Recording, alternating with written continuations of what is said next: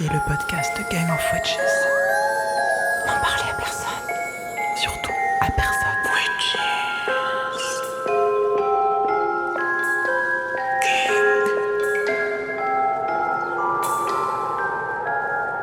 Un podcast produit par Gang of Witches Et animé par Valérie Mito et Wendy Delorme.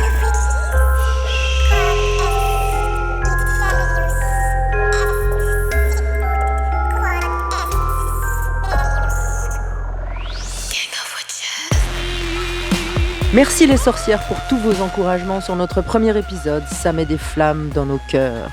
Nous revoilà cette nuit de pleine lune de février, plus décidés que jamais à contribuer à votre empuissancement, empouvoirment. On sait ces mots manquent un peu d'élégance et de punch, mais il y a puissance dedans, alors ça ira, ça ira, ça ira. Ouvrez grand vos oreilles, amis witches. Aujourd'hui, le thème de notre deuxième épisode, c'est la chasse aux sorcières. Et tout autant que nous sommes, nous savons que cette chasse sévit toujours sous la férule d'un sexisme qui n'en finit jamais de nous prendre pour des bûches. On fait ce chemin libérateur avec la grande sorcière de la littérature française, Isabelle Sorante, qui nous parle de son dernier ouvrage. Wendy, c'est à vous. Bonjour, chers auditeurs, chères auditrices. Bienvenue dans le podcast Gang of Witches.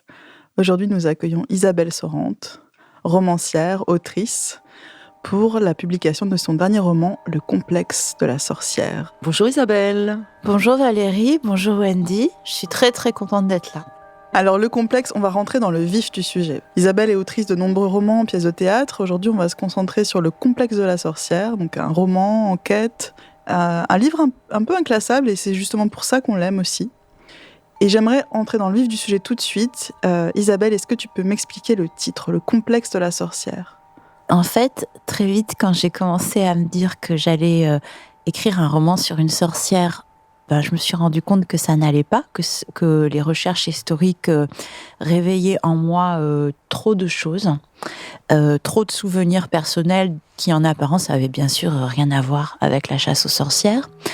Et très rapidement aussi, cette grande émotion que ça éveillait en moi m'a incité à faire une espèce de lien entre ces grandes chasses qui ont eu lieu quand même pendant 2 siècles et l'hypothèse d'une trace psychique que ça aurait pu laisser dans l'esprit des femmes, dans leur manière de chercher la vérité, dans leur manière de douter d'elles comme chercheuses de vérité. Puisque ce qu'il y a de dingue, parce que je n'en reviens toujours pas, c'est que exactement à l'époque où Descartes disait « je pense donc je suis », une affirmation extrêmement performative, extrêmement forte, ça, c'était valable, je dirais, essentiellement pour les hommes et pour ceux qui étaient en dehors des prisons. Mais pour les femmes, les sorcières, et dans sorcières, je compte aussi les hommes qui en faisaient partie, même s'ils étaient minoritaires, l'identité ne s'est pas construite sur cette affirmation, mais sur une question « qui suis-je » ? As-tu été au sabbat, qui était la question qu'on leur posait, et sur le doute qu'elles puissent y avoir été à leur insu, puisque beaucoup de ces femmes torturées finissaient par croire la définition qu'on leur donnait d'elles-mêmes. Et donc, c'est comme si, en fait, à mesure que je faisais ces recherches, je me rendais compte que mon identité était en apparence construite sur une affirmation moderne, mais en réalité, si je descendais un peu plus dans, je dirais, l'archéologie de ma psyché, c'était construit sur cette question et sur ce doute sur qui suis-je, qui était à la fois une question beaucoup plus terrifiante vu l'héritage que ça suppose, et qui en même temps, mais je trouvais bien plus intéressante. Donc tout d'un coup, en m'accrochant à cet héritage-là, j'avais à la fois, je dirais, un héritage terrible qui était l'héritage des persécutions, et à la fois un héritage d'une richesse inouïe, d'une ouverture inouïe, et qui était aussi bien plus profond et bien plus ancien que l'affirmation « je pense donc je suis ». Et alors je l'ai appelé le complexe de la sorcière parce que dans mes notes j'appelais ça comme ça. Quand j'hésitais encore à écrire quelque chose dessus, au début je me suis dit « ah, il y a vraiment quelqu'un qui a dû écrire sur le complexe de la sorcière ». J'ai fait Google, j'ai rien trouvé. Après je me suis dit forcément à San Francisco les gens sont plus ouverts à ces histoires transgénérationnelles. Oui, d'ailleurs dans ton livre. Absolument. J'ai tapé Witch Complex, j'ai rien trouvé non plus. Et donc je me suis dit, c'est énorme, c'est un point aveugle. Il y a quand même eu un féminicide qui a duré 2 siècles et demi et qui a forcément marqué toute toute l'Europe et donc tout l'Occident. Et en fait, mais c'est énorme. C'est-à-dire que il y a eu 2 siècles et demi de chasse systématique. Alors qu'on a organisée ce préjugé des sorcières brûlées uniquement au Moyen-Âge. Voilà. Alors les historiens apparemment l'ont pas parce que eux ils savent que c'était pas. Mais moi, les gens comme moi, en tout cas, imaginent les bûchers au Moyen-Âge alors que c'était pas le cas. Ça aussi, c'est un tabou.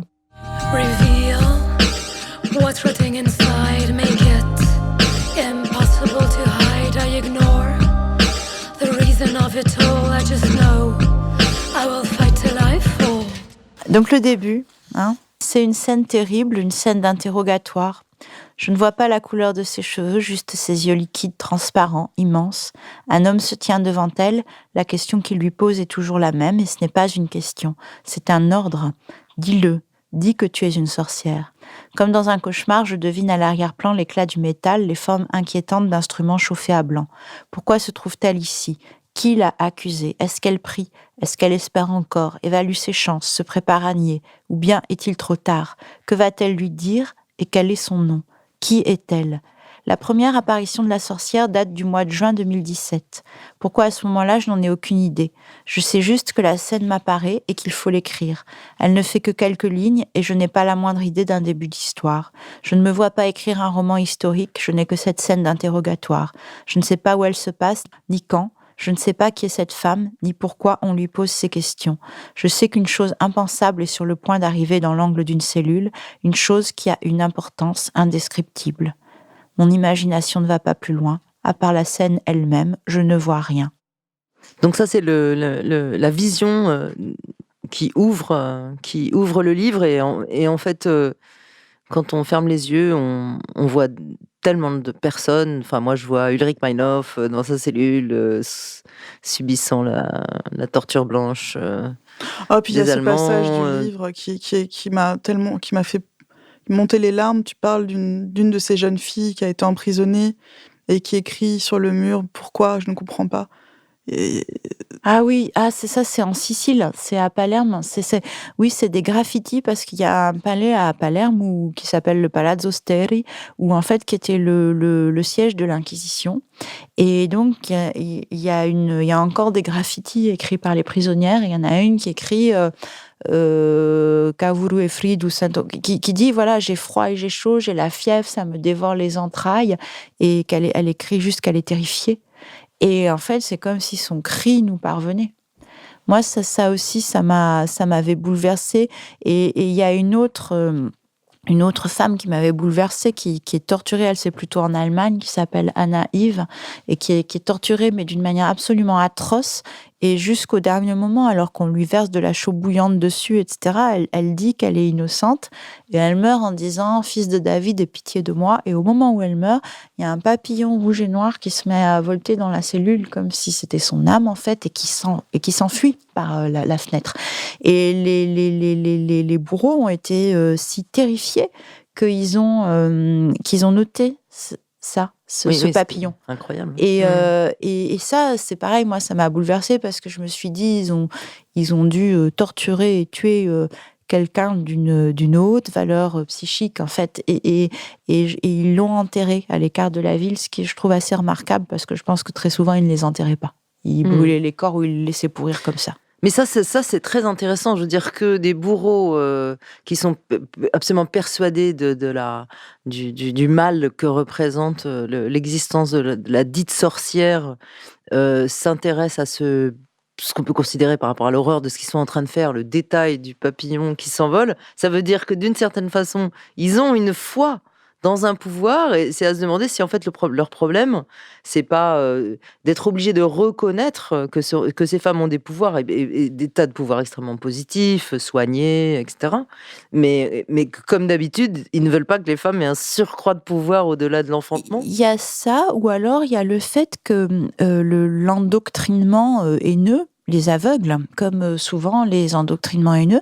Et moi, ce qui me fascine, c'est toujours les anonymes aussi. Alors, cette femme m'a bouleversée, mais je me dis aussi le scribe, celui qui raconte ça, en creux, on lit quand même que chez celui qui était pas le bourreau finalement, qui a été le scribe qui faisait le procès verbal, en creux, ça dit quand même son trouble.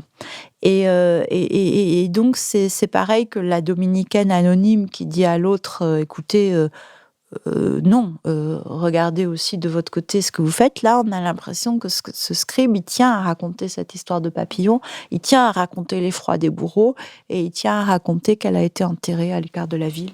Parce que ce que tu racontes des tortures des femmes, c'est qu'il s'agit de les couper de leur puissance, de les faire douter d'elles-mêmes, jusqu'à ce que leur conscience craque, de les couper de leurs sœurs, de leurs amis, des autres femmes de leur famille, puisqu'on les oblige à dénoncer d'autres femmes, tout en les torturant.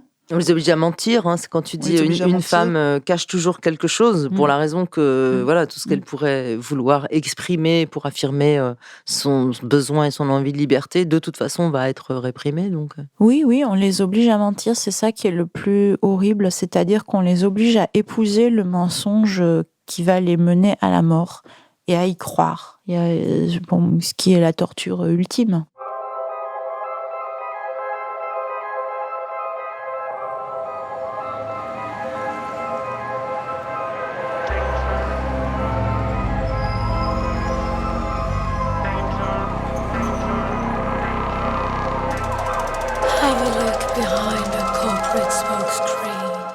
Je voulais demander concernant cette première vision, est-ce que tu comprends d'où vient cette image ? Alors, je pense que après coup, je me suis dit, tiens, c'était le moment où j'aménageais avec mon compagnon, qui est quelque chose qui pour moi est pas évident, parce que j'ai besoin d'avoir ma grotte et mon espace à moi, parce que je vais sans doute récupérer d'ailleurs maintenant. Donc, mais enfin, donc c'était un moment comme ça, peut-être qu'il y avait cette appréhension, mais je trouve que ce serait aussi réducteur. Je me dis que souvent, c'est vrai que c'est une image, l'élément déclenchant. Donc, j'avais cette image d'une femme au crâne rasé, dans une prison, très clairement accusée d'être sorcière.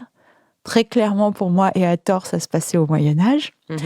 Et pourquoi elle arrive là, ça, c'est vrai que c'est mystérieux, parce que c'est vrai que l'événement, pour moi, c'était une envie peut-être d'aller plus loin dans une relation amoureuse. Donc, peut-être il y avait une appréhension.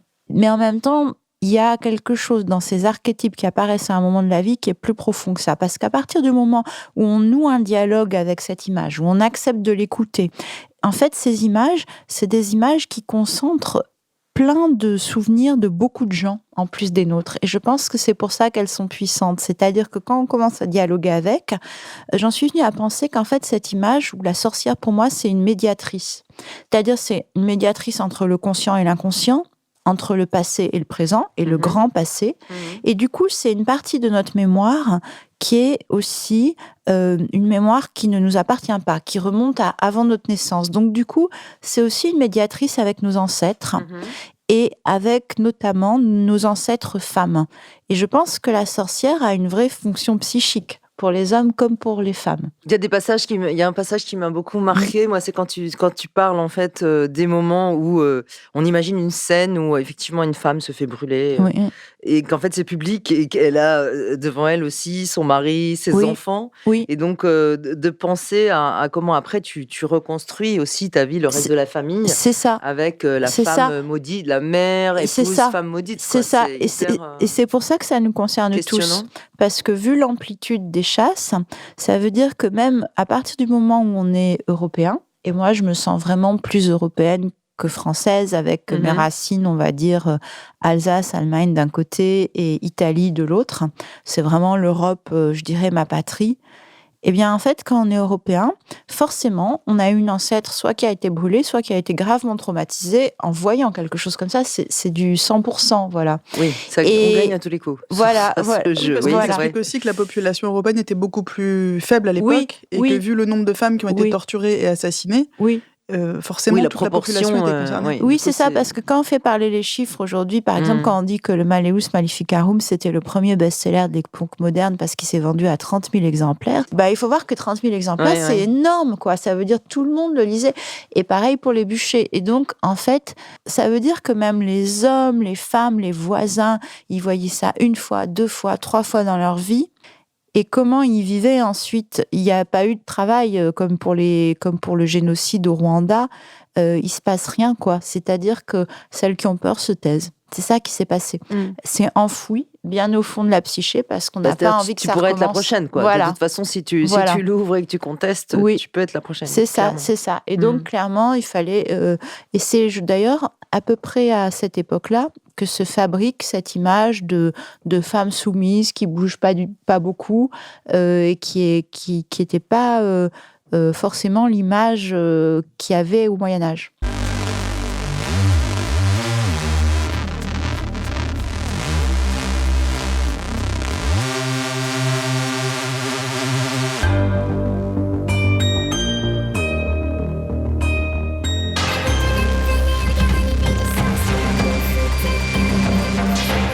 C'est l'heure de l'abécédaire lunaire de Wendy Delorme. En cette pleine lune de février, enregistrée et mise en son par Elisa Monteil. Ce mois-ci, Wendy interprète la lettre S comme sorcière, sororité et sortir du système.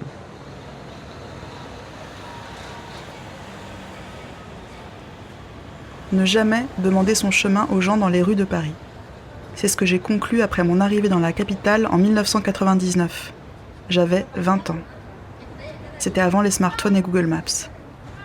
Les gens sont tous convaincus de savoir où il faut aller pour se rendre à votre destination. Mais ils vous perdent avec leur certitude. Demandez votre chemin rue du Cherche-Midi à 3 personnes différentes en 1999. Les 3 vous répondront d'un air très convaincu que c'est par là, et puis à gauche, et puis encore à gauche. Et là déjà, tu n'es plus bien certaine d'avoir retenu toutes les informations, mais tu hoches la tête d'un air très concerné de la fille qui a compris, car déjà tu n'en peux plus de cette interaction. Et puis c'est pas très grave d'avoir pas bien suivi. Tu redemanderas à quelqu'un quand tu auras pris 2 fois à gauche et que tu seras perdu. Les gens savent où ils vont, savent où tu dois aller. Suffit de demander. Moi, je préfère les gens qui ne savent pas, qui ouvrent des yeux ronds, qui haussent les épaules, font la moue à l'envers pour te dire que vraiment, elles n'ont pas d'idée. T'as un peu plus de marge, t'es à égalité. Entre perdus, on se comprend.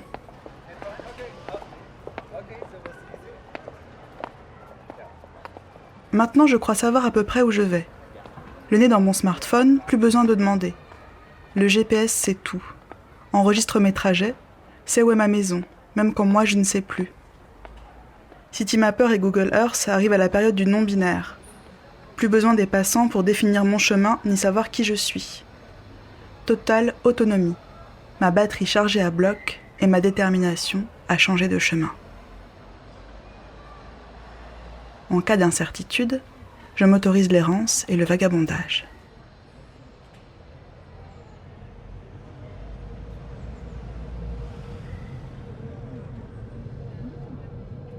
Si toi tu te demandes c'est par où la sortie, comment on quitte ce monde, comment on s'affranchit, Google là ne sait plus.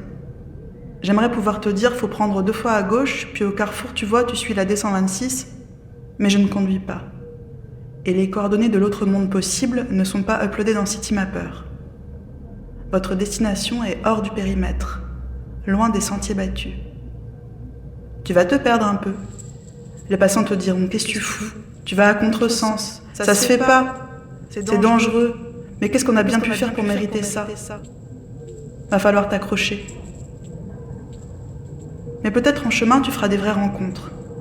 Des gens qui resteront, qui connaissent le chemin sans pouvoir l'expliquer. La route change pour chacune. Il n'y a pas d'itinéraire. Il y a des gens qui voudront que tu te perdes et que tu disparaisses, avec toutes tes semblables, et qui te haïront. À l'heure de Google Earth et du genderfucking, il y en a toujours plein qui tiennent à ce que tu suives le tracé rectiligne du bitume fondu par les autres pour toi.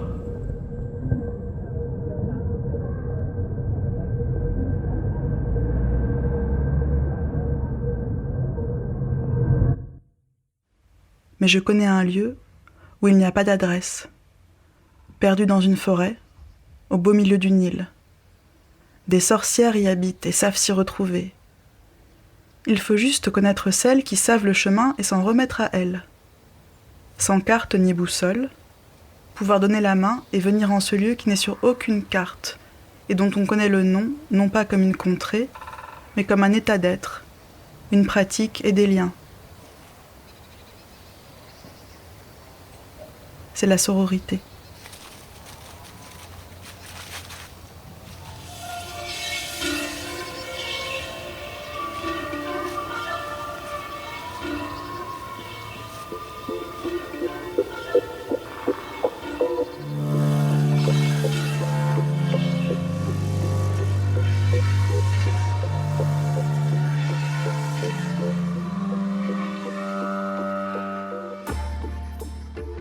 qui est vraiment incroyable dans cet ouvrage que tu publies, c'est les parallèles que tu dresses entre l'époque des chasses aux sorcières qui a duré 2 siècles et l'époque contemporaine.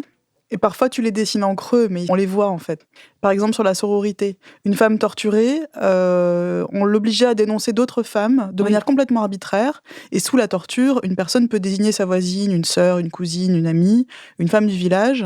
Et du coup, c'est comme une épidémie. Une femme torturée va en dénoncer d'autres, qui va en dénoncer d'autres, etc. Et du coup, ça brise les liens. Ça brise les liens entre les femmes, puisqu'elles vont se dénoncer les unes et les autres. Oui. Et cette sororité qu'on a autant de mal à construire aujourd'hui, les femmes sont rivales entre elles, etc.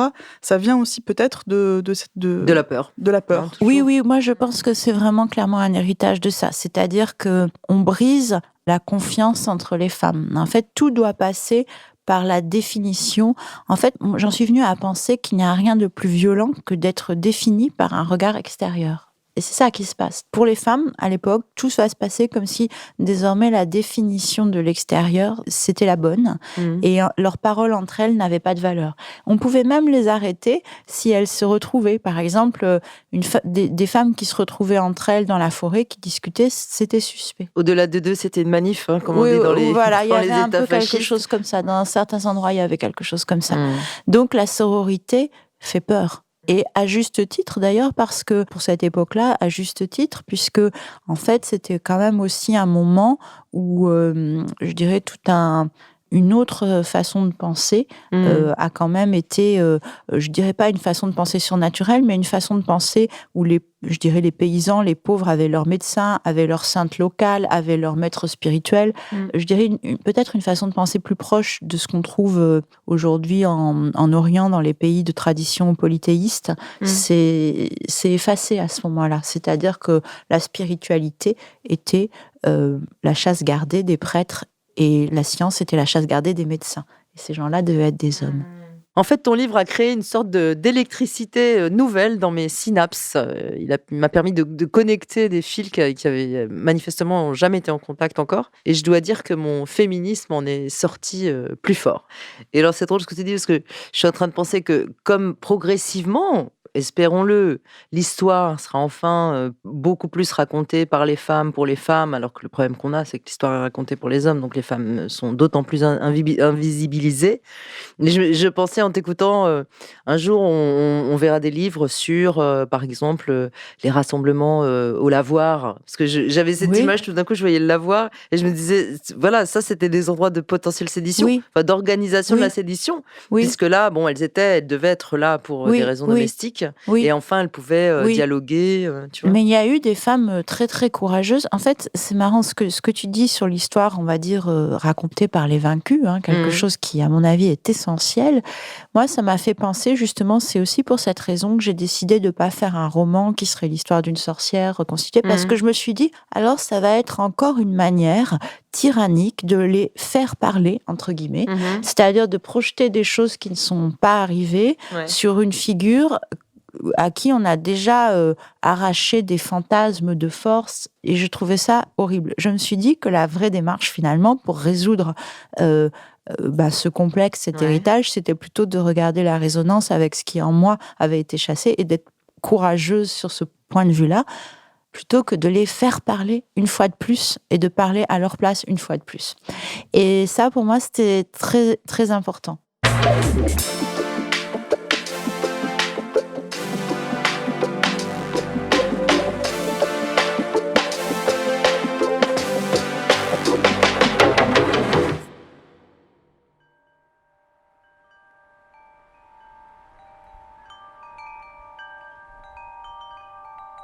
Quand on te lit, c'est la force de ce roman qui est d'une écriture magnifique. La force, c'est l'écriture, et c'est aussi tous les moments où on se dit « Ah mais bien sûr !» Quand tu parles de l'obsession des femmes pour leur poids, il y a ce passage magnifique que je ne vais pas déflorer, mais où tu expliques que ça vient aussi de cette époque où le poids d'une femme pouvait être un indicateur de sorcellerie. Ah oui, et moi ça m'a dressé les cheveux sur la tête, parce qu'en fait, la légèreté de la sorcière. Oui, parce qu'en fait, il y avait donc on soupçonnait les sorcières d'être légères parce que il fallait qu'elles puissent voler jusqu'au sabbat. Et en fait, dans les endroits, en France ou en Allemagne, où c'était très très dur, en fait, on les jetait à l'eau et la plupart du temps, ces femmes-là ne savaient pas nager. Donc, si elles se noyaient, elles étaient innocentes. Et puis, si elles surnageaient, si elles flottaient, voilà, c'était des sorcières. C'était des sorcières donc, et on les mouraient à tous les récupérait pour coups. voilà. Donc, c'était juste horrible. On les récupérait pour les brûler. Mais il y avait des endroits, notamment en Hollande et dans certains villages, un peu partout en Europe, où il y avait un traitement plus clément, où on les pesait et on mettait des grosses bibles. Alors moi, j'imagine la scène complètement traumatisante où les bibles pesaient une vingtaine de kilos. Et puis, en général, heureusement et tout le temps, la femme était plus lourde et elle pouvait repartir chez elle avec un certificat de normalité, etc. Tu dis que certaines femmes allaient se faire peser lorsque elles sentaient que leurs voisins les regardaient de travers. Oui. Parce qu'on accuse les femmes d'être sorcières, pas seulement lorsqu'elles sont sages-femmes ou soigneuses, guérisseuses. On les accuse d'être sorcières, par exemple, quand il y a des gels en hiver qui ont gelé des récoltes. Oui. On va accuser la voisine ou que quelqu'un meurt de maladie de manière inexplicable. Puis à l'époque, la médecine n'était pas très avancée, donc il y avait plein de maladies inexplicables. Oui. Donc on va accuser telle femme du voisinage, etc. Oui. Et tu racontes que certaines femmes allaient demander d'être pesées pour s'innocenter. Oui, parce qu'elles sentaient que ça allait se gâter. Et effectivement, la météo avait les plus horribles chasses, notamment à Bamberg, où il y a eu le plus de torture, c'était après des épisodes de gel des récoltes. Donc elles y allaient en se disant, je vais anticiper, et espérons que ça leur servait à quelque chose, sachant qu'en plus, souvent, quand il y avait eu des soupçons sur la mère, la fille, quelques années après, elle allait souvent ça frappait un peu par groupe familial aussi. Et aujourd'hui, d'un seul coup, je me suis dit, mais cette obsession pour la balance des femmes, d'où ça nous vient ? Parce que on aime bien dire... on aime bien simplifier finalement la psyché des femmes. Hein. On aime bien dire voilà, c'est leur apparence, elles veulent être minces, nanana. Mais en fait, si on réfléchit au geste, le geste de se peser, il vient de là en fait. Et c'est très possible que ce soit un trauma. Après, c'est des choses qu'on ressent, enfin moi que je ressens. Après, j'ai pas de preuves, mais que ce soit comme un geste traumatique qu'on répète. Ouais. Je trouve qu'il y a une phrase, une sorte d'équation au tout début du livre qui me semble fondamentale. Tu dis il existe une expression dans la langue française où le masculin ne l'emporte pas, c'est la chasse aux sorcières.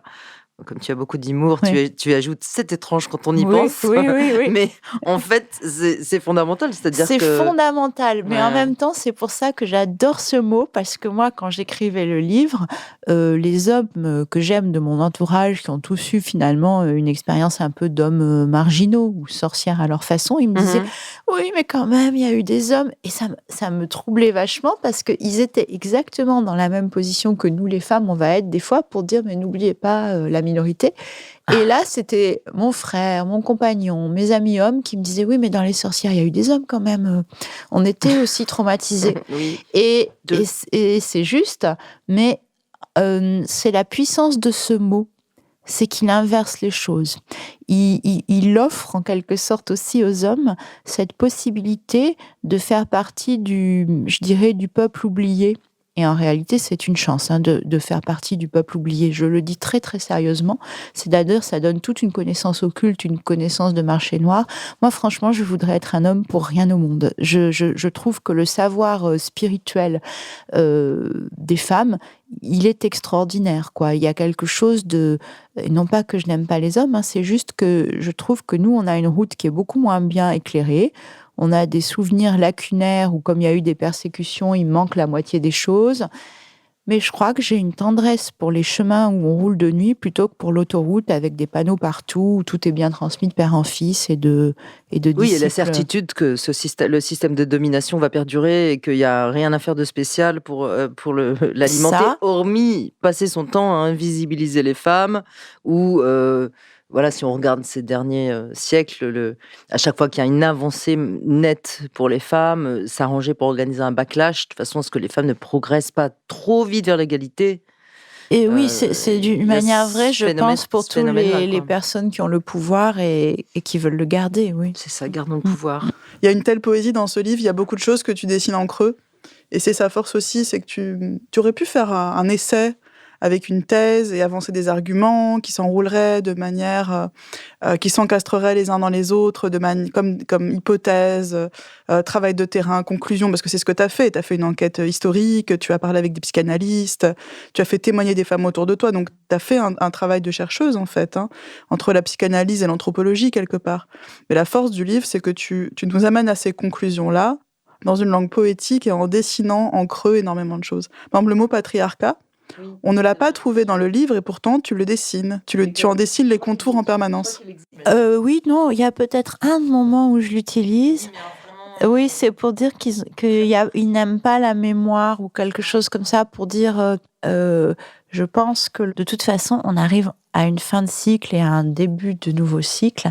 Et il y a une telle promesse pour moi dans cette mémoire retrouvée des femmes, dans assumer ce chemin d'intégrité, de spiritualité et assumer je dirais, la responsabilité de toute cette mémoire. Je trouve ça tellement fort que finalement, ça me rend profondément joyeuse au fond.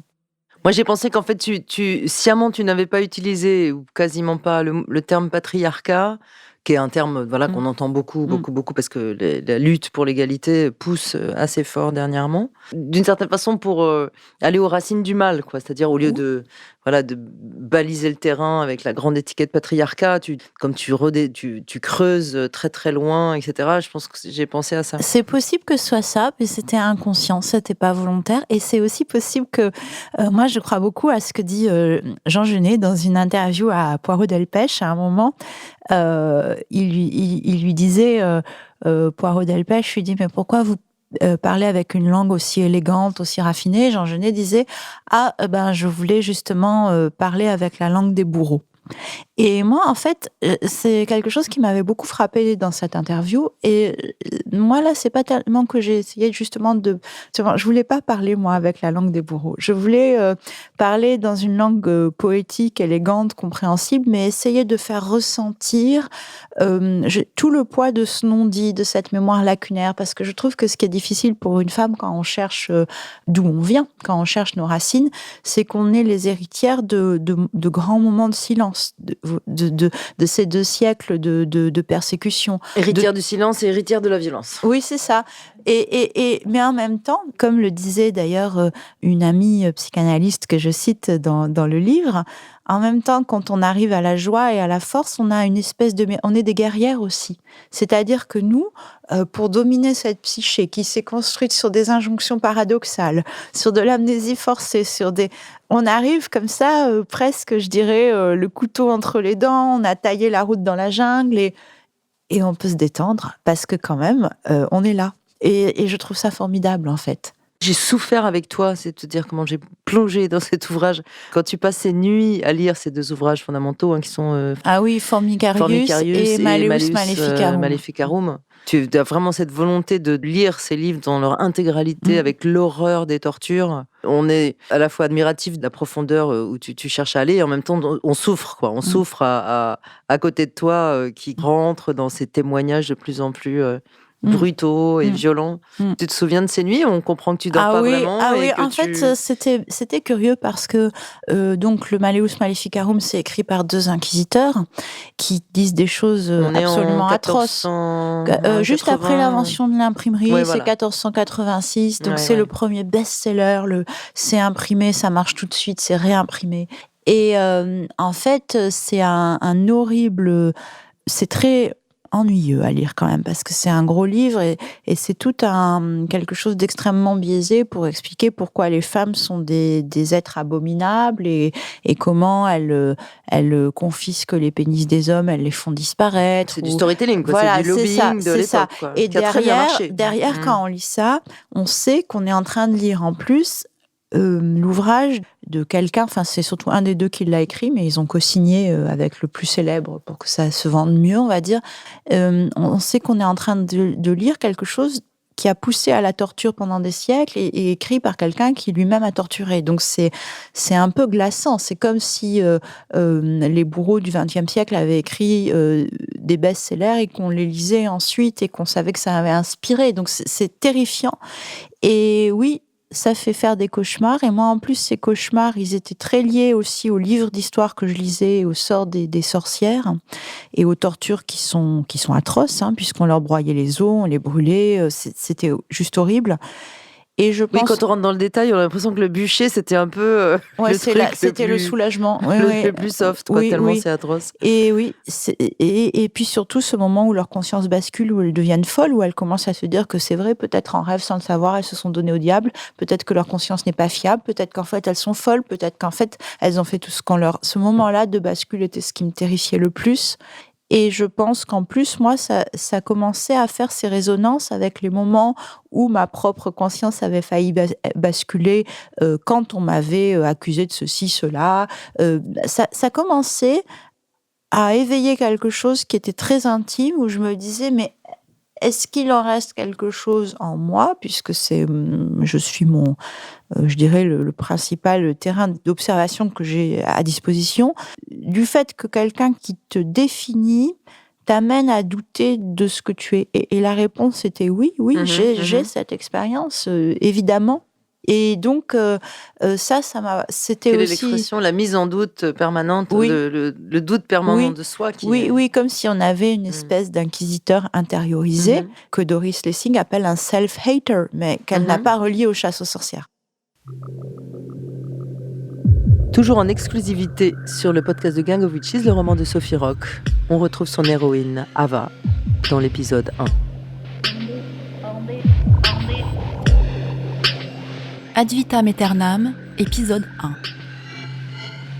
Bien que confortablement lovée dans sa sérénité chimique, Ava ne se sent pas en état de se rendormir. Un genre d'excitation souterraine la maintient en éveil, les sens aux aguets, la psyché sur le qui-vive. Elle se rend compte qu'elle y voit presque comme en plein jour et que la lune est pleine, énorme et irradie comme un gigantesque soleil sombre et froid, marbré de vénules et martelé de cratères.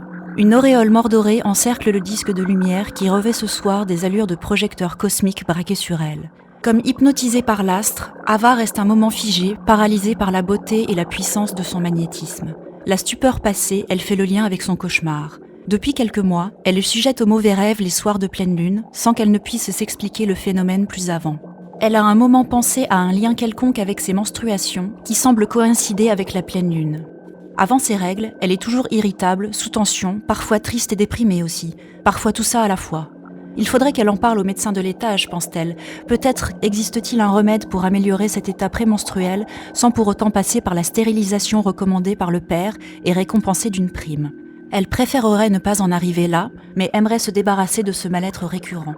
Et puis, le ministère ne cesse de le répéter, les émotions négatives ne sont pas souhaitables. Ce n'est pas en les laissant gagner du terrain que les élus vont réussir à tuer la mort. Et c'est le but ultime de tous les habitants de la tour, cet immeuble titanesque spécialement bâti par le père et son ministère pour protéger les élus, de l'extérieur, de ces émanations toxiques et de ces températures extrêmes. Ça fait longtemps qu'elle ne regarde même plus le paysage à travers la vitre, étant donné qu'elle ne pourra jamais enfouler le sol, qui s'étire comme une mince couverture au pied du building. À vrai dire, on lui a tellement rabâché les dangers de l'extérieur qu'il l'effraie au plus haut point et qu'elle n'a jamais songé à tenter une sortie formellement prohibée et, de toute façon, impossible. Aucune porte, aucun accès d'aucune sorte ne permet de sortir de la tour, hermétiquement close. L'univers d'Ava se limite à ce gratte-ciel sécurisé et à sa chambre, conçue pour garantir une santé optimale. Un lit médicalisé, une table et un fauteuil, un ordinateur, un cabinet de toilette, une penderie, un placard à vivres et un réfrigérateur, fermés automatiquement 16 heures par jour dans le but de maintenir son poids de forme. Le père a vraiment pensé à tout. Tout ce dont elle a besoin tient dans cet espace. Quand elle ne travaille pas comme vendeuse chez Dita, le magasin de lingerie rétro non connecté de l'étage 166, elle aime à rester dans le cocon de sa chambre, surfant la plupart du temps sur l'internet de la tour, piochant à l'occasion dans son capital pour se faire quelques petits plaisirs. Un nouveau t-shirt, une nouvelle paire de baskets, rarement plus.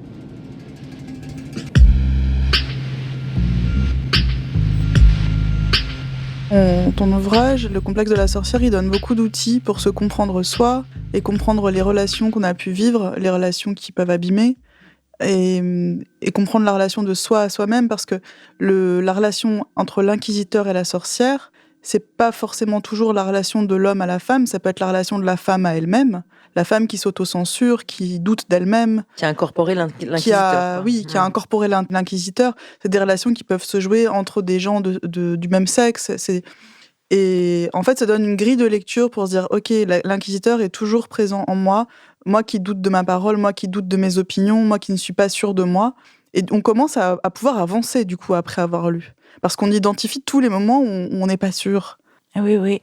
Et ça me fait très plaisir ce que tu dis, parce que moi, j'avais vraiment l'impression, je me disais, au moins, si je peux partager cette connaissance que j'ai sur la violence de cette espèce d'entité héritée comme ça de siècles de haine, finalement, parce que c'était des crimes haineux, les chasses. Oui, c'est ça. Et en fait, cette haine intériorisée, au moins de la voir d'une manière collective, je trouve que ça la désamorce un peu, parce que si on se dit juste si elle est liée à mes souvenirs d'enfance, à mes parents, on n'est pas de taille à lutter contre un démon collectif.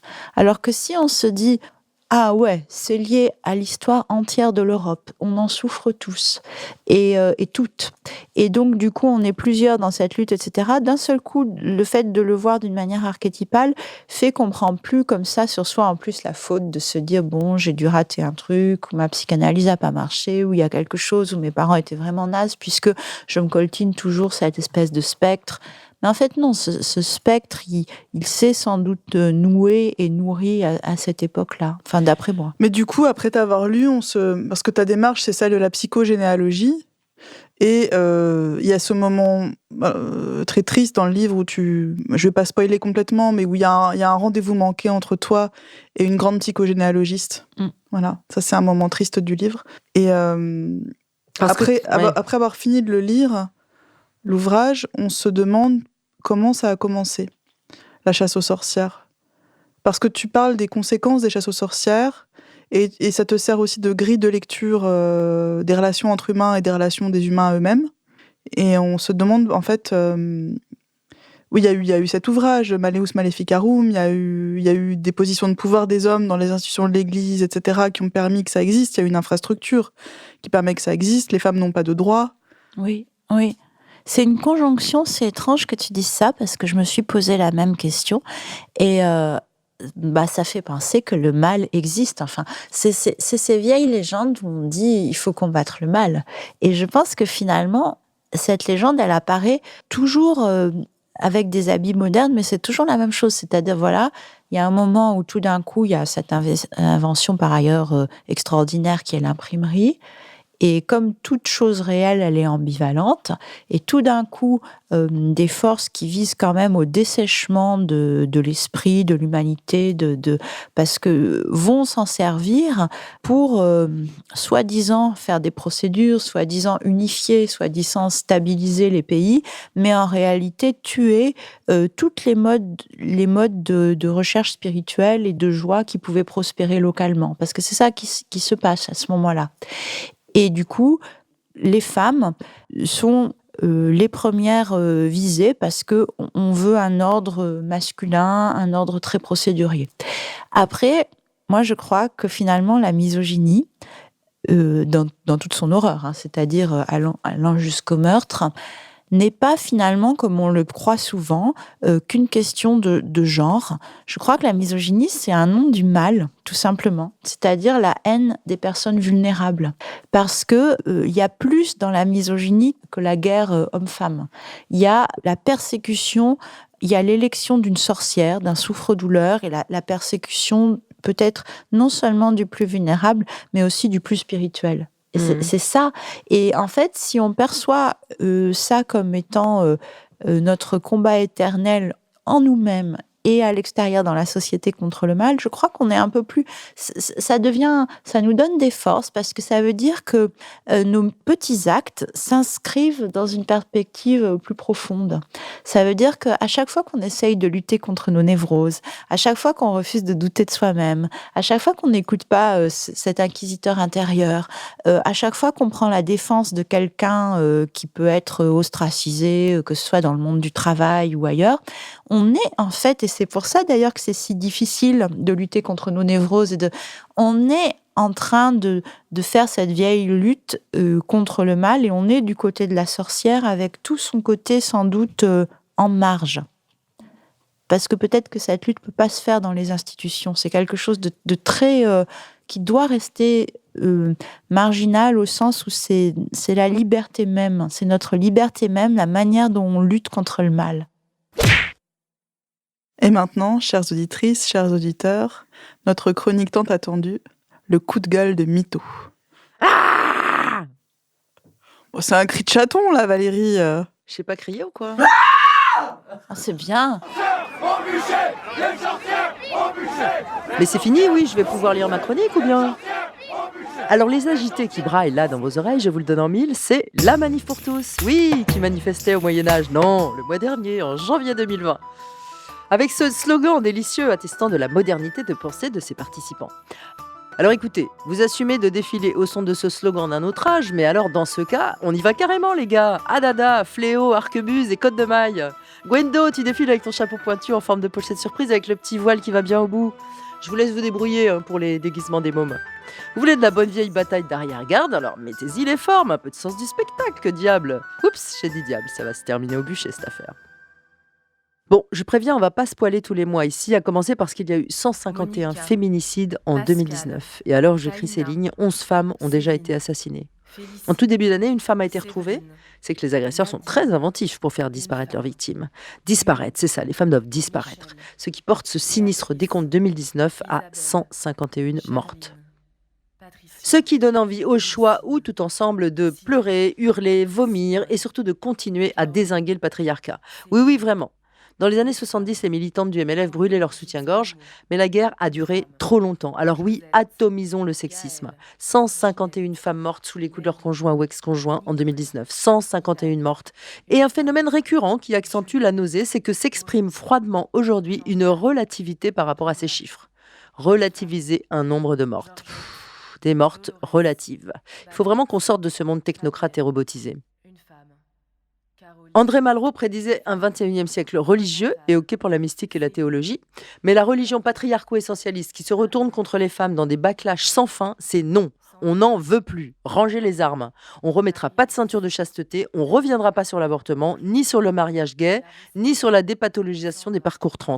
Non, parce que ce qu'on veut, c'est l'égalité, ni plus, ni moins. Déjà, des pressions, il y a les femmes et hommes confondus que ces chiffres laissent de marbre. Pas concernés, estiment certains hommes. La violence ne passera pas par moi, et merci pour nous.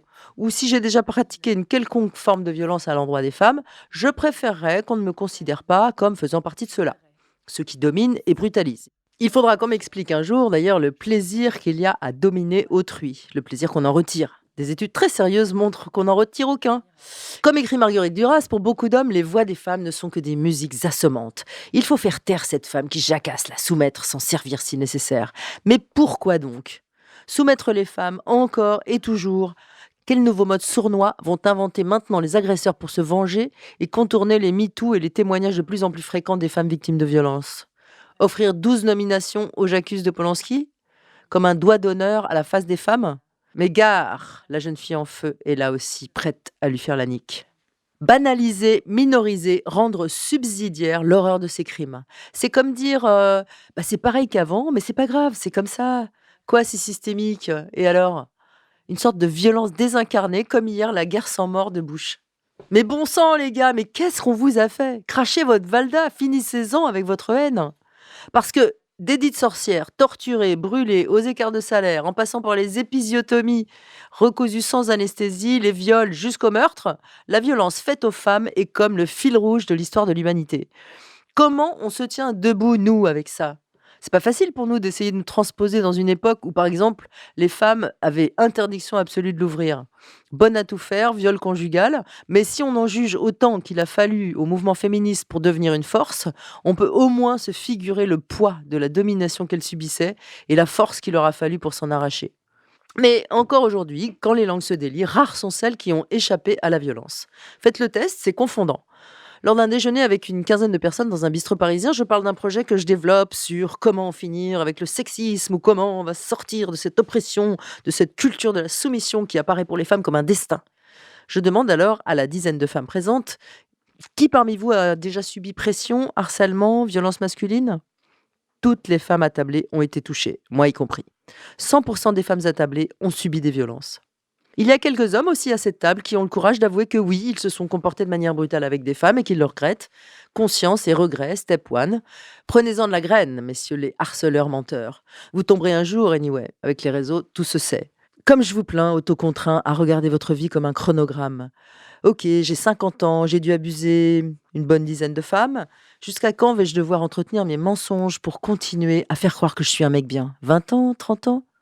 Et cessez de protéger entre vous la possibilité de votre brutalité. Rencontrez-vous, vous qui avez trouvé normal d'être abusif. Trouvez ensemble la façon d'en finir avec ce schéma et de cesser d'être les marionnettes d'un système qui vous baise bien lui aussi.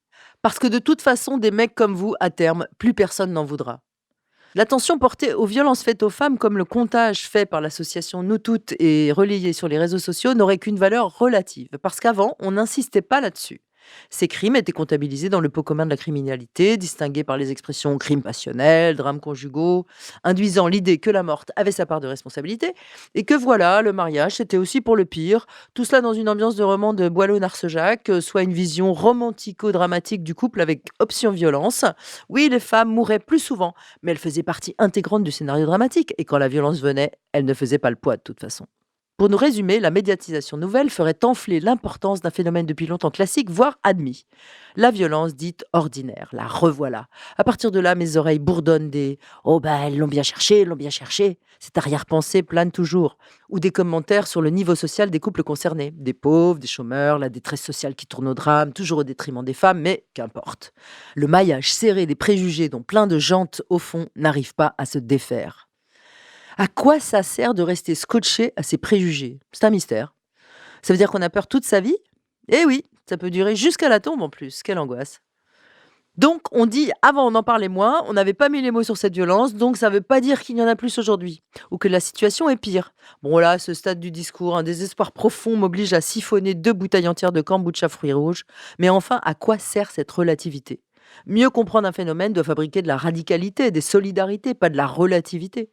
Lorsque ce sont des femmes qui tiennent ce discours, c'est flashball dans les trompes. Et oui, c'est pénible de devoir se penser comme une morte potentielle, pas concernée. Je ferme les yeux, je ne veux pas être concernée, je ne veux pas que cela m'arrive, je suis solide et combative. La violence sexiste ne passera pas par moi, je saurai éviter ça. Je ne le souhaite à toutes, mais s'il vous plaît, ne détournez pas la tête sur le sujet. La solidarité féminine est fondamentale sur cette question de la violence faite aux femmes. Et que vous vous sentiez ou non concerné, c'est sur les femmes que ça tombe. Vous êtes une femme, ça peut tomber. Plus aucune femme ne doit mourir sous les coups de son conjoint ou ex-conjoint. Et merci d'arrêter de nous bassiner avec les hommes tués par leurs femmes. Je rappelle que pour les 2/3, ils meurent car les femmes ont subi des années de violence et répliquent souvent pour rester en vie. Plus aucune femme ne doit mourir sous les coups, d'où qu'ils proviennent, car les femmes doivent être libres de décider de leur vie. Les femmes ont le droit d'aimer, de cesser d'aimer, et personne ne doit entraver cette liberté. Alors disons non à la relativité de la violence, à la relativité de la mort des femmes. Là encore se joue une forme de sexisme larvé égal à la mort d'une femme n'est pas quelque chose d'important, la vie d'une femme n'est pas importante, une femme, ça n'est pas important. J'ai de la valeur, vous avez de la valeur, femmes et fées et sorcières qui nous écoutez. Et tous ces flots de valeurs doivent confluer pour nous permettre de faire toute la lumière sur ce fléau et nous en débarrasser bien sûr. Rayon d'espoir, le féminisme se masculinise un peu. Parmi les commensaux de la table précédente, où toutes les femmes témoignaient des violences qu'elles avaient subies, un jeune garçon de 14 ans au discours magnifiquement égalitaire. Brutaliser une femme parce qu'elle est une femme, c'est pas pensable, inenvisageable, jamais. Le chemin est miné, mais le nombre d'alliés grandit. On parle, la révolution est en marche, me dit une amie impressionnée par la puissance de la campagne des colleuses. Spéciale dédicace à ce collectif qui ne cesse de grandir. Au final, le nombre fera la différence. Éclaircir définitivement notre pensée sur le sujet, se rassembler. Une somme de minorités, c'est égal à quoi ? Une force majeure.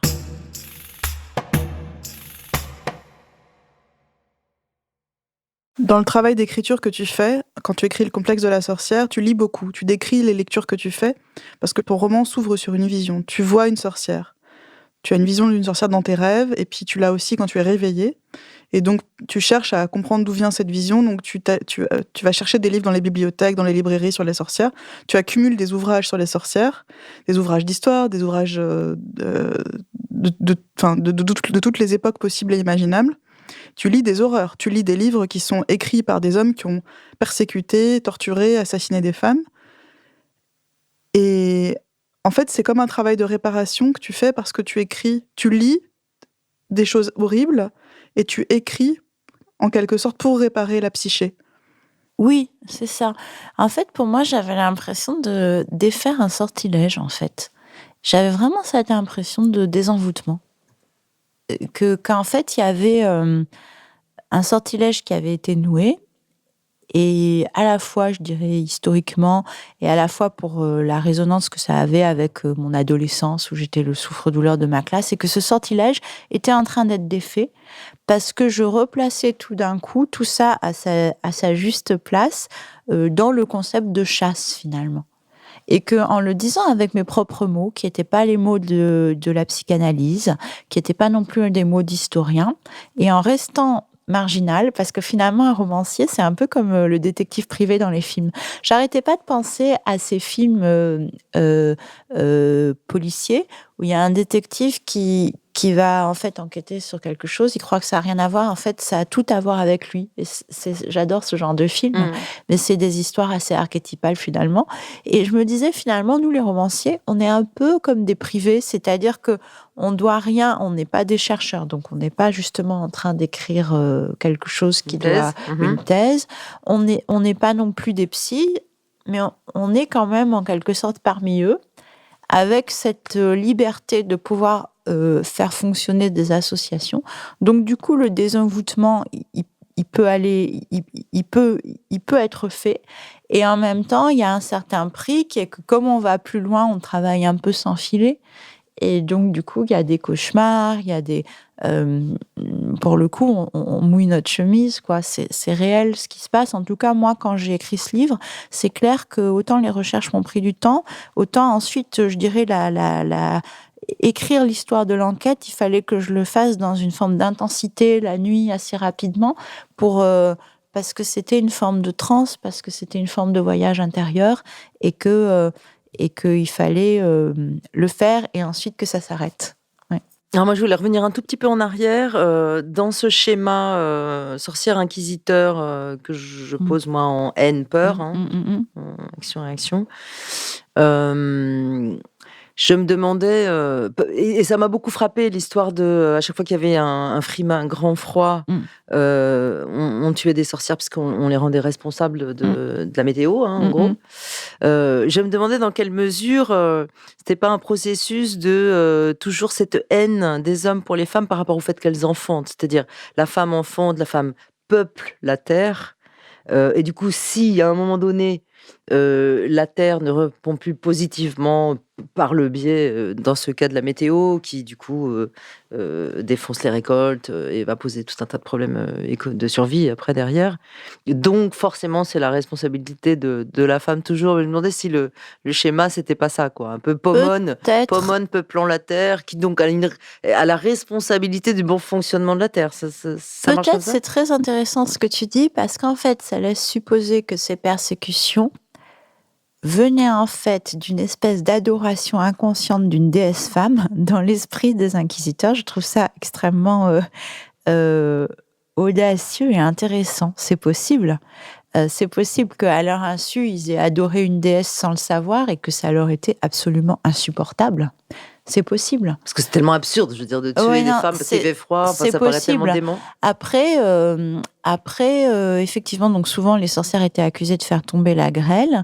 C'est possible qu'effectivement, il y a eu aussi une image de toute puissance de la femme et une occultation d'une espèce de divinité féminine qui, du coup, agissait à la responsabilité souterrainement. Parce que du coup, on pense à la Grèce antique, à Déméter, à sa fille qui est prisonnière aux enfers, et du coup, la moitié de l'année va faire froid et on pourra rien récolter.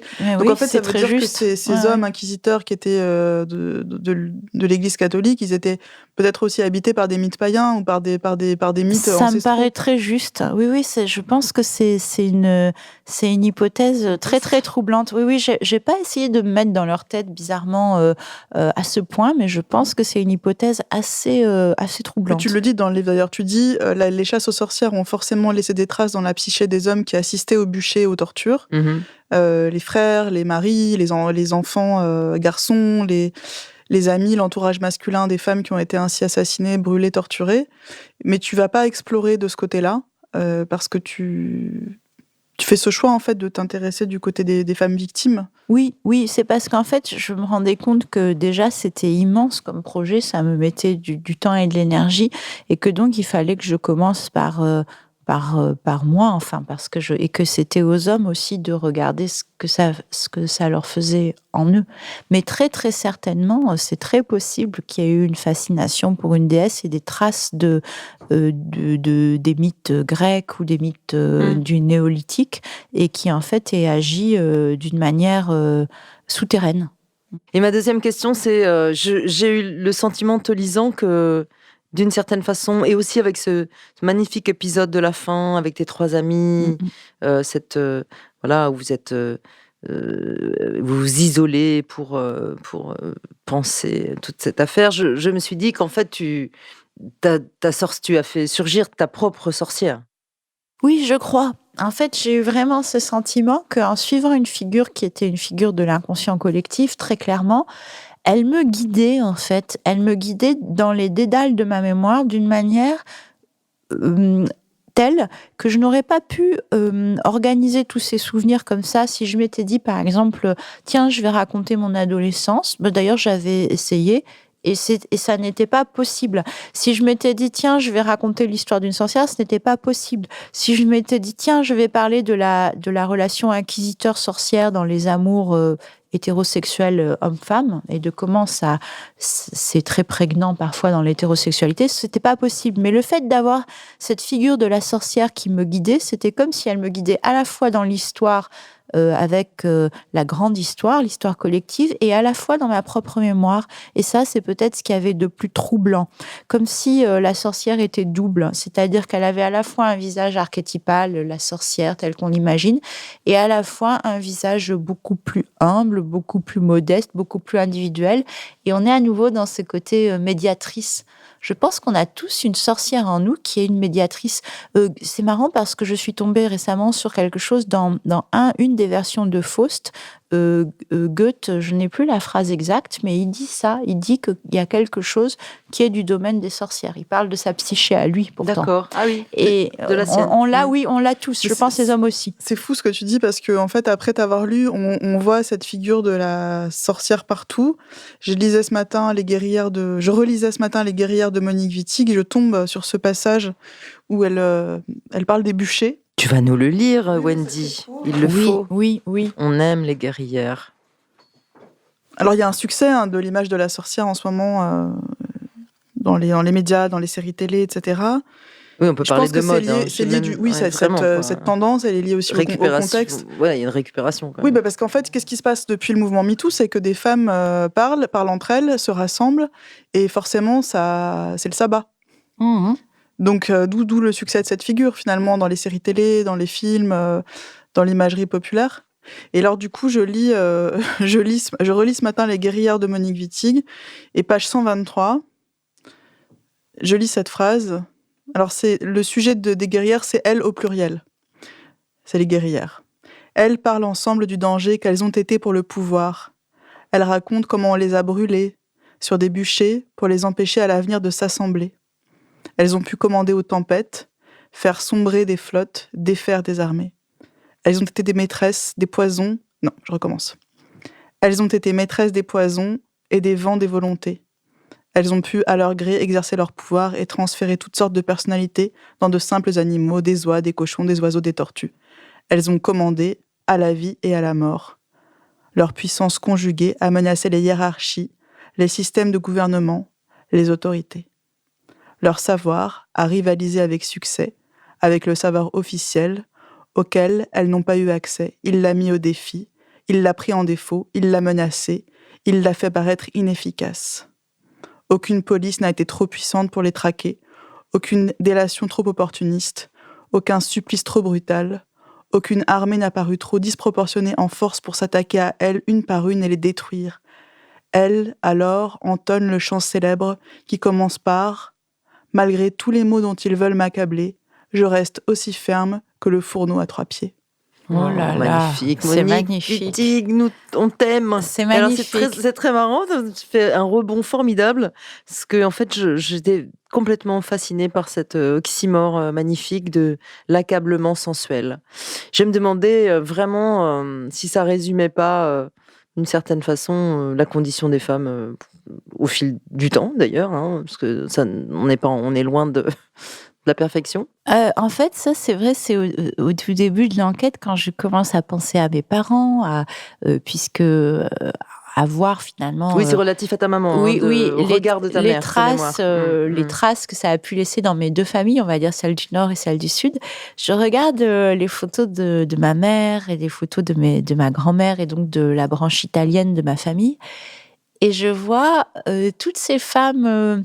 en fait siciliennes nées en Tunisie, donc qui souvent en fait vivaient pas en Italie mais en Tunisie, mais qui étaient italiennes et qui ont ce regard un peu mélancolique, un peu avec des paupières lourdes, des regards un peu graves, un peu tristes, comme si elles savaient beaucoup de choses, et qui donnent l'impression que très vite on leur a fait comprendre qu'être une fille c'était dur, c'était pas marrant, et qu'il fallait qu'elle se fasse pardonner parce qu'on aurait quand même préféré avoir un garçon. Voilà, c'est ce que je vois sur ces photos-là. Et en même temps, mes 2 grands-mères, ma grand-mère paternelle et ma grand-mère maternelle, étaient, je pense, à leur façon des guerrières.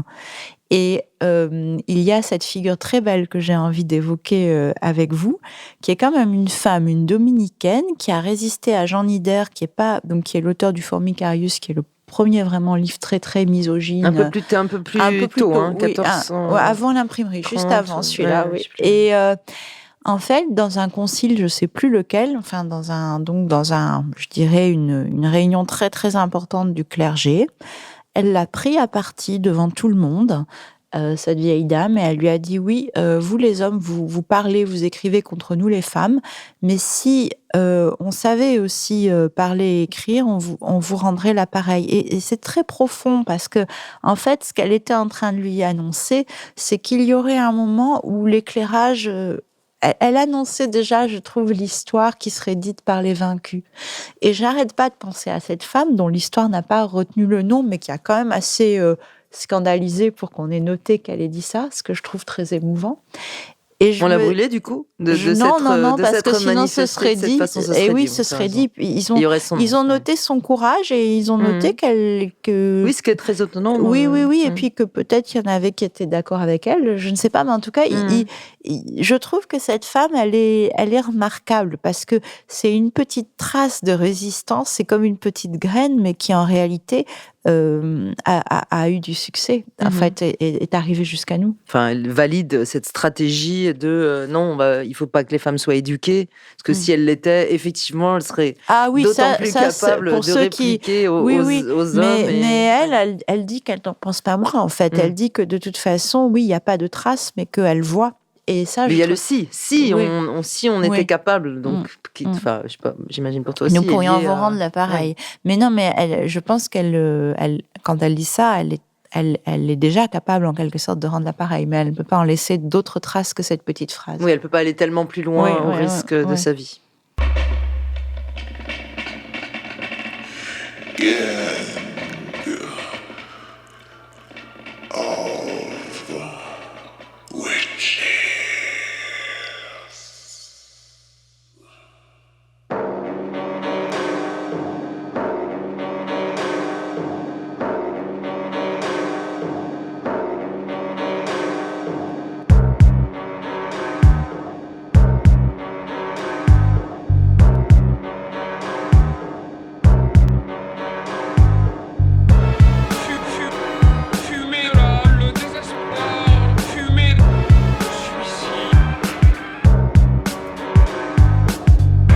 Dans le complexe de la sorcière, ton roman enquête, on a un sujet qui est les chasses aux sorcières. Et le roman est émaillé de conversations avec ton amoureux, l'homme avec qui tu vis au moment où tu écris le livre. Et ces conversations sont pas du tout anecdotiques, elles sont très intéressantes parce qu'en fait, on pourrait en faire une autre lecture. On pourrait tout à fait prendre ces conversations, les sortir de ton roman et dire ce sont des conversations autour du sujet du féminicide. Où en fait, ton compagnon essaye de te dire qu'est-ce que ça lui fait de lire que tant de femmes ont été tuées. Et comment ça le met dans l'inconfort, et comment ça le met dans la tristesse, et comment en même temps il peut se sentir attaqué en tant qu'homme, parce qu'il appartient à la caste des vainqueurs et des tortureurs. En même temps, il appartient aussi à cette population d'hommes qui sont fils de femmes, frères de femmes, amoureux d'une femme, pères de filles, et qui du coup forcément ont souffert de voir leurs femmes, leurs filles, leurs mères, leurs amoureuses torturées. Et donc ce dialogue entre toi et ton amoureux parce que toi tu es la narratrice, hein, c'est très intéressant parce qu'on se dit en fait ça pourrait être extrait du contexte des chasses aux sorcières et ça pourrait être une conversation entre un homme et une femme qui parlent des féminicides. Ah oui, je te remercie de dire ça. Pour moi, c'était très important ces dialogues parce qu'ils m'ont aussi aidé à avancer.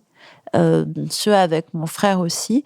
Des fois, il y a des moments qui sont un peu conflictuels, qui sont les moments où je découvre et où j'ai l'impression que mon compagnon ne comprend pas. Et que du coup, il est dans une espèce de rationalisation et que là, son intelligence est désagréable pour moi parce que je me dis, mais il comprend pas ce que ça peut me faire. Et puis après, quand il comprend, il me bouleverse en fait. Et pareil, mon frère qui me dit à un moment, mais tu sais, il faut que tu dises que nous aussi, ça nous fait beaucoup de mal, que cette figure de la virilité guerrière nous fait du mal.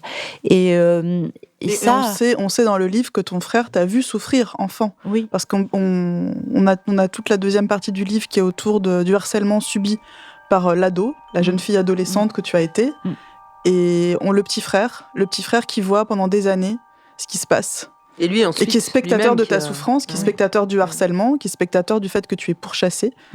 Et après, ça fait cette figure d'homme sensible qui te parle de ça, de cette souffrance de l'homme qui assiste impuissant, du petit frère qui assiste impuissant au harcèlement que subit sa sœur pendant des années et des années et des années.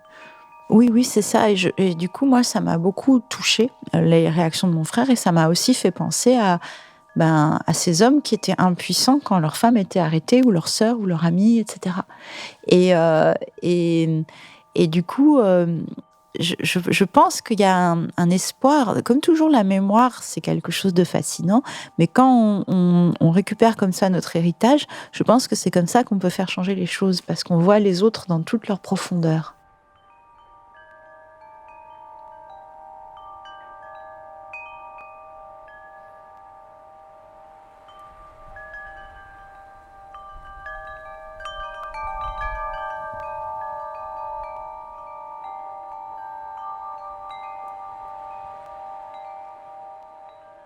Alors dans le podcast Gang of Witches, on a la rubrique boîte à outils. Et dans le roman d'Isabelle Sorante, qui s'appelle Le complexe de la sorcière, on a des outils.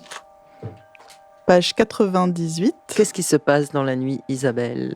Alors, en plein milieu de la nuit, je me réveille pour noter ces phrases sur mon carnet. Ne pas rester isolé, ne pas avoir honte de notre mémoire, ne pas craindre nos souvenirs étranges si nous voulons protéger nos filles. Je n'ai pas de filles, mais écrivant cela, je pense à Pauline, Raphaël et Eva, ma nièce et mes 2 filleuls.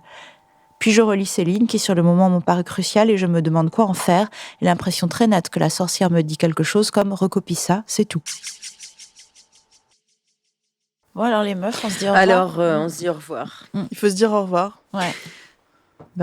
Merci Isabelle. Merci Wendy, merci Valérie. Merci Isabelle. Vous me manquez déjà. Gang of Witches, le podcast se termine avec la grande sorcière Isabelle Sorante.